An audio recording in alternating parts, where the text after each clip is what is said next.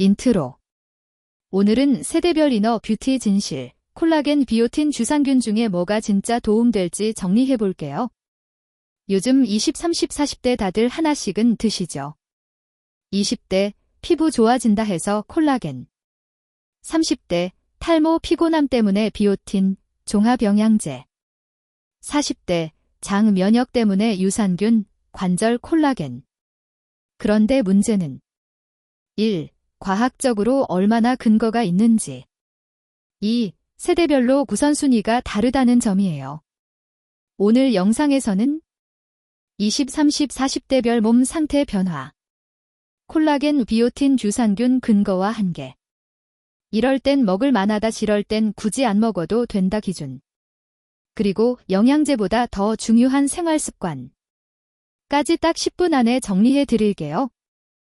먼저 왜 세대별로 이너 뷰티 전략이 달라져야 할까요? 20대 콜라겐 탄력, 아직 자체 생산량이 충분한 편. 피부 고민, 여드름, 불규칙 생활, 자외선, 수면 부족이 더 큰 문제. 장 면역, 큰 질환 없으면 비교적 튼튼한 시기. 30대 콜라겐 서서히 감소 시작, 잔주름 탄력 변화 체감. 호르몬 스트레스, 일육아 야근 등으로 회복력 떨어짐. 탈모 피로, 비오틴, 종합영양제 찾기 시작. 40대 피부 관절 콜라겐 감소 가속. 여성은 폐경 전후 호르몬 변화, 남성도 근육 기초대사량 감소. 장 건강 변비 복부 비만, 혈당 혈압 등 대사 문제 동반. 이렇게 온몸 상태가 다르기 때문에 똑같이 콜라겐 하나만 먹는다고 해결되지 않습니다. 이제 성분별로, 그리고 세대별로 짚어볼게요. 먼저 가장 많이 물어보시는 콜라겐부터. 콜라겐 먹으면 피부로 바로 갈까? 콜라겐은 단백질이라서 몸 안에서 아미노산으로 잘게 잘려 흡수됩니다. 그래서 먹은 콜라겐이 그대로 피부에 붙는다는 표현은 과장입니다. 그럼 완전 의미 없나? 일부 연구에서 저분자 콜라겐 펩타이드를 8에서 12주 정도 섭취했을 때 피부 보습 탄력 잔주름 개선에 약한 중등도 효과가 있다는 결과들이 있습니다. 다만 개인차가 크고 화장품 자외선 차단 수면 등 생활 습관과 같이 볼 필요가 있어요. 중요한 포인트. 콜라겐은 기적템이 아니라 단백질 보충 플러스 약한 보조 효과 정도로 보는 게 현실적입니다. 기본 단백질 섭취가 부족한 분들에겐 조금 더 의미가 있을 수 있어요. 이제 세대별로 콜라겐이 얼마나 우선순위인지 볼게요. 20대 분들 콜라겐 광고 많이 보시죠? 하지만 우선순위를 냉정하게 보면 20대 피부에 더 큰 영향을 주는 건 1. 자외선 차단, 선크림, 모자, 그늘 이용. 2. 수면, 밤 10일에서 2시 사이 깊은 수면이 피부 회복에 중요. 3. 식습관, 과자 탄산 야식 vs 채소 단백질 수분. 4. 흡연 전자담배, 피부 노화 속도 확 끌어올립니다. 20대 콜라겐, 이런 분은 고려 가능. 평소 단백질 섭취가 매우 부족한 분, 육류 생선 달걀 거의 안 먹는 경우. 다이어트로 식사량이 확 줄어든 상태. 이미 자외선 수면 세안 보습을 꽤 잘 지키고 있는데 추가로 보조 정도를 원한다면? 그 외에는 콜라겐에 큰돈 쓰기보다 선크림 플러스 수면 플러스 기본 스킨케어에 투자하는 게 훨씬 효율적입니다. 30대부터는 콜라겐 감소를 체감하는 분들이 늘어나죠. 30대 콜라겐, 이런 식으로 생각해보세요. 1. 기본 단백질 먼저. 살코기 생선 달걀 두부 콩류로 하루 1kg당 1g 전후 단백질을 목표.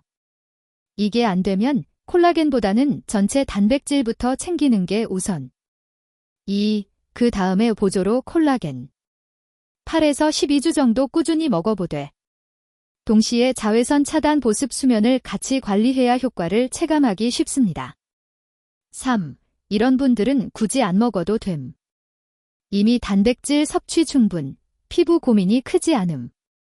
예산이 한정돼 있다면 콜라겐 대신 비타민 D, 오메가3, 균형 잡힌 식사에 투자하는 것이 더 실속 있을 수 있어요. 핵심은 콜라겐을 메인 해결사가 아니라 생활 습관을 잘 지키는 사람의 옵션템 정도로 보는 것.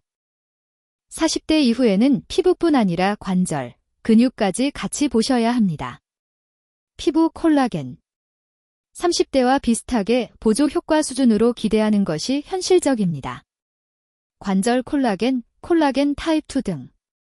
일부 연구에서 관절 통증 기능 개선에 도움이 될 수 있다는 결과들이 있지만 약이 아니라 보조 식품 수준입니다. 이미 관절염 진단을 받으셨다면 주치의와 상의 후 약물 치료 플러스 운동 플러스 체중 조절에 추가로 고려하는 정도. 40대 우선순위. 1. 근육량 유지, 단백질 플러스 근력 운동. 2. 체중 혈당 혈압 관리. 3. 수면 스트레스 관리. 4. 그 다음에 여유가 되면 콜라겐을 보조로. 즉, 40대는 콜라겐 하나의 기대기보다 전신 건강을 관리하는 큰 그림 안에서 콜라겐을 넣을지 말지를 결정하는 게 좋습니다. 다음은 비오틴입니다. 탈모에 좋다, 손톱 머릿결 좋아진다, 많이 들으셨죠? 비오틴의 역할. 비타민 B군의 하나로 탄수화물 지방 단백질 대사에 관여. 심한 결핍 시 탈모, 피부 발진 등이 나타날 수 있습니다. 하지만 중요한 사실. 일반적인 한국인의 식단에서는 비오틴 심한 결핍이 드뭅니다. 실제로 비오틴이 부족해서 탈모가 오는 경우는 매우 드문 편이에요. 비오틴 고용량 영양제의 한계.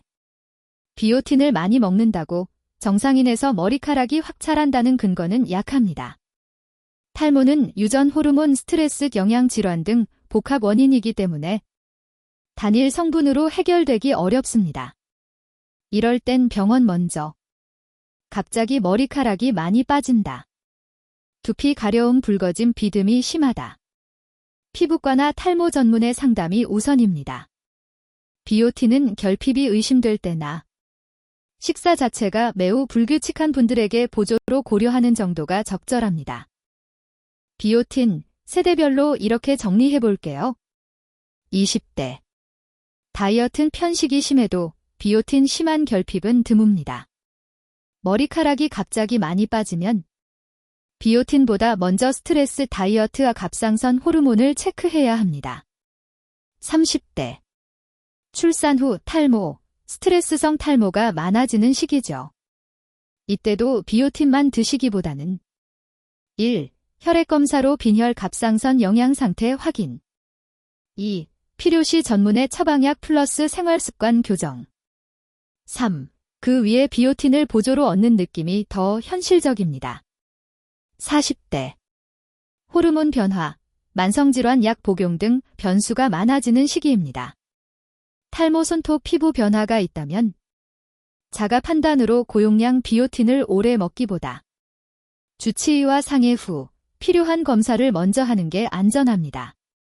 정리하면 비오틴은 주연이 아니라 조연에 가깝고 탈모가 고민이라면 병원 진료 플러스 생활습관이 기본, 비오틴은 옵션입니다. 마지막으로 유산균입니다. 유산균이 중요한 이유. 장내 미생물은 소화뿐 아니라 면역, 염증 반응, 일부 비타민 합성 등에 관여합니다. 연구에서 관찰되는 효과들. 변비, 설사 등 장 기능 개선에 도움. 일부 피부질환, 다토피, 여드름 등에서 보조 효과 가능성. 면역 알레르기 반응 조절에 일부 기여 가능성. 다만 여기서도 포인트는 1. 균주, 어떤 종류의 유산균인가에 따라 효과가 다르고 2. 사람마다 반응이 매우 다르며 3. 약이 아니라 보조식품이라는 점입니다. 그래도 콜라겐 비오틴에 비해 장 건강이 좋을수록 전신 피부 상태도 좋아진다는 점에서 이너 뷰티로서의 기본기가 되는 편이에요. 이제 세대별 유산균과 전체 정리를 해볼게요. 20대 유산균. 잦은 야식 배달 진스턴트, 불규칙한 식사로 더부룩함, 가스, 변비가 있다면 주산균 플러스 식습관 교정 고려. 김치, 된장, 요구르트 등 발효식품을 자주 먹는다면 굳이 고가 유산균이 필수는 아닐 수 있어요. 30대 유산균. 스트레스 약은 출산 후 장 기능이 예민해지는 시기. 변비, 설사, 복부 불편이 잦다면 두세 개월 정도 유산균을 시도해보고 본인에게 맞는지 관찰해보는 건 괜찮습니다. 40대 유산균. 장 건강이 전신 건강과 더 밀접해지는 시기. 규칙적인 식사, 식이섬유, 채소, 과일, 통곡물, 플러스 발효식품이 기본. 그 위에 장 상태에 따라 유산균을 보조로 활용. 최종 정리, 세대별 이너 뷰티 우선순위. 20대 자외선 차단 수면 식습관 유산균, 장 불편 시 콜라겐 옵션. 30대 단백질 수면 스트레스 관리 유산균, 장, 플러스 필요시 콜라겐 보조 비오틴은 조연. 40대 근력운동 단백질 체중 장 건강 필요시 콜라겐, 피부 플러스 관절, 유산균 보조 비오틴은 의사 상담 후. 그리고 항상 기억하셔야 할 것. 영양제는 플러스 알파일 뿐. 기본은 식습관 수면 운동 스트레스 관리입니다. 이 영상은 일반적인 정보 제공용이고 개인 병력 복용약 증상에 따라 다를 수 있어요. 새로운 영양제를 시작하거나 약을 바꾸기 전에는 꼭 담당 의사나 약사와 상의하시길 권장드립니다. 앞으로도 세대별로 현실적인 건강 루틴 계속 다뤄볼게요. 구독, 알림 설정해두시면 놓치지 않으실 거예요.